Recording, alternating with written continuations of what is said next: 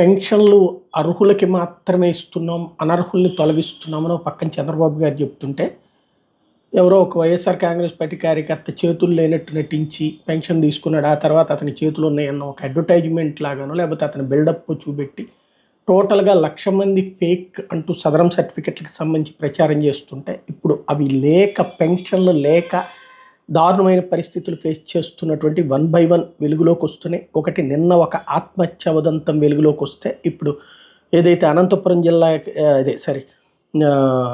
గార మండలం అంపోలు గ్రామానికి చెందినటువంటి శ్రీకాకుళం జిల్లా దివ్యాంగుడు కొల్లి అప్పారావు గత కొంతకాలంగా పెన్షన్ అందుకుంటూ ఇటీవల అనర్హత కలిగిన పెన్షన్ల ఏరివేతలో భాగంగా దివ్యాంగులకు నోటీసులు జారీ చేయడం, ఆర్థిక సతమతమవుతున్న అప్పారావు తన భార్య లలిత, కుమార్తె దివ్య 17 ఏళ్ళు శనివారం రాత్రి భోజనం ఎలకల మందు కలుపుకుని ఆత్మహత్యకు పాల్పడ్డారు. భార్యాభర్తలు మృతి చెందితే కుమార్తె దివ్యనేమో చికిత్స పొందుతుంది. ఇదొక ఇన్సిడెంట్.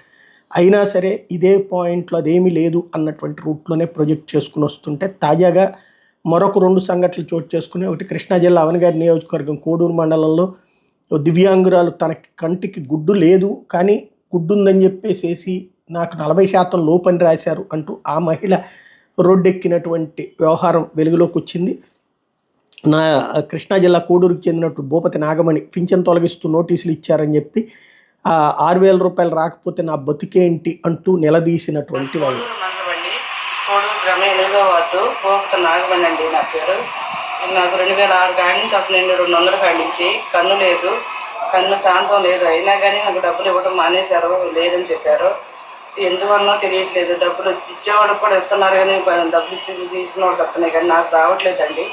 అది ఎందువల్ల తెలియట్లేదు. మీరు దయించి నా యందు, నేను ఏ పని చేసుకోలేనండి, పొలం పని కూడా చేసుకోలేదు. నాకు ఒంట్లో కూడా మాకు ఈ కన్ను కూడా మస్తు అయిపోయిందండి. నాకు సరిగ్గా కనిపిస్తుంది.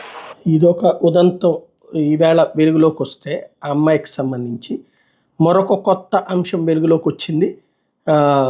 ముప్పాళ్ళ మండలం చాగంటి వారిపాలెం ఎంపీడీఓ ఆఫీస్ పక్కన ఉన్న చెట్లలో వ్యక్తి ఆత్మహత్య చేసుకున్నాడు. పెన్షన్ తొలగించారని దిగులుతో తన భర్త ఆత్మహత్య చేసుకున్నాడు అంటూ భార్య రామలింగం ఆరోపణ చేస్తుంది. గత 2 సంవత్సరాల నుంచి కంటి సమస్యల మీద 6,000 రూపాయల పెన్షన్ తీసుకుంటున్నాడు మృతుడు రామలింగారెడ్డి. 48 ఏళ్ళు ఆయనకి.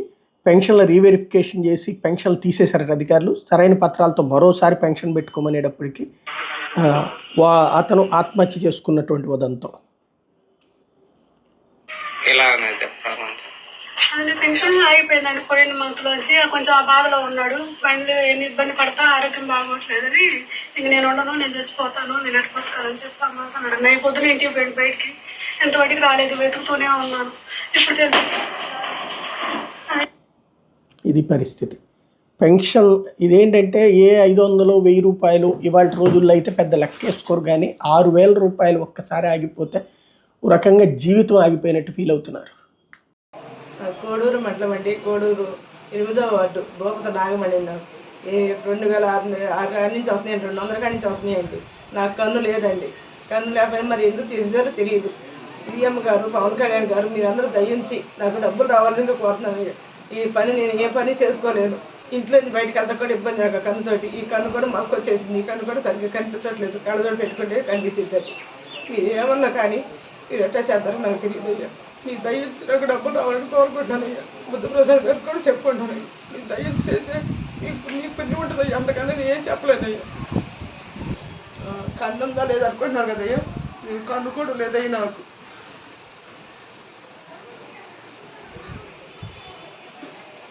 కన్ను కూడా లేదయ్యా. నాకు ఇది కన్ను ఎట్టా ఉందా, కన్ను కూడా లేదయ్యా. మీరు చూసి దయించి నా యందు మీరేమనుకున్నా కానీ నా వినపం పని మన్నించి నాకు న్యాయం చేయాల్సిందిగా కోరుకుంటానయ్యా. రావట్లేదయ్యా, మరి ఎందుకనే తెలియలేదు. నన్ను ఎందుకు తీసేస్తారో, మీరేమని చేస్తారో మరి మీ ఇష్టం అయ్యా.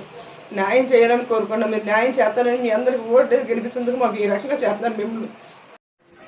ఎలా అనేది చెప్పరా కొంచెం.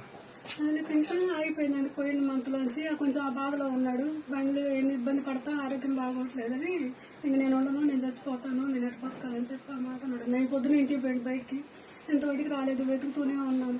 ఇప్పుడు తెలుసు.